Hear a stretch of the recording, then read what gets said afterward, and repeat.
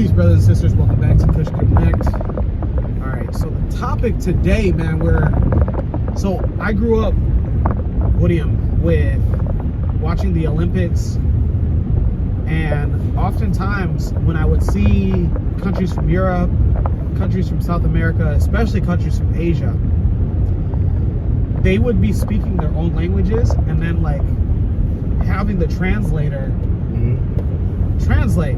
So they get done running a race. Usually the winner it's hardly rare that the second place gets an interview, but the first place winner of whatever race or whatever field event, they get the interview. One of the things that I was constantly seeing from those other continents is they just speak their language, and if you have a translator, you have a translator. If you don't, to hell with you. But then when it came to the African athletes, like we've all seen the Nigerian viral clip of that Nigerian runner winning the race, and he's having the hardest time speaking English. How does that feel to qualify for the final? I feel happy, I feel grateful, and I feel fulfilled. I'm happy because I never expected it, but God gave it to me. I'm grateful to Him. I think we know what it is, right? Yep. So my question to you, William, is why is that? Why, when it comes to athletes, politicians, or entertainers, when English is not our first language, but we speak our language, whether it's the national language of our African country or our mother and father tongue, we don't want to speak it, giving an interview or doing any type of public speaking? Why is that? Well, I think it all goes back to the theory that we have that we're inferior if we don't speak English, right? If English is not our mother tongue, or we don't speak English proficiently enough, then we lack in some way.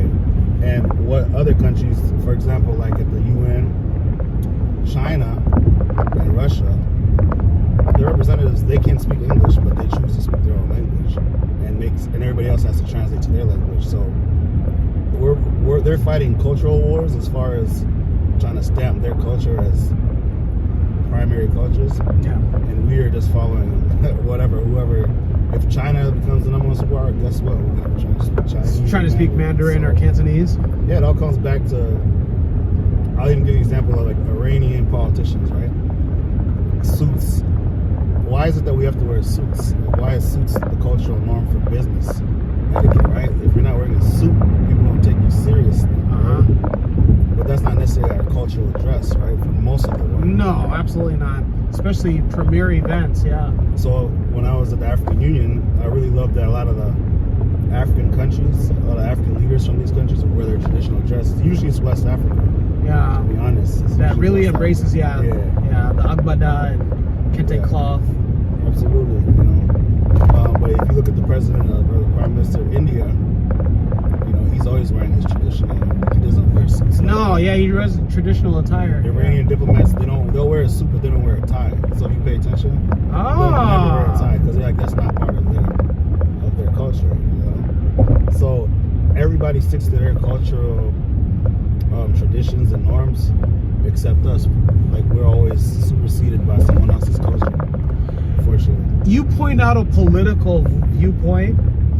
Could it be that those countries are also saying like, hey, not only is this like me saying that this is a cultural statement, but this is a political statement with saying that I'm not going to follow the Western norm? Absolutely. If you're in a war of ideology with someone, like you're not going to go follow their ideology. That just doesn't make sense. That's the way it's accepting defeat. We're saying that you are the superior, whether it's culture, country, continent, whatever.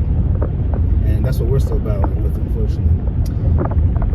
My question then, as we, this conversation can go on and on and on, and, in the comments, if you want to state on your disapproval or counter argument, please do so in the comments and hit the like button, make it your best friend.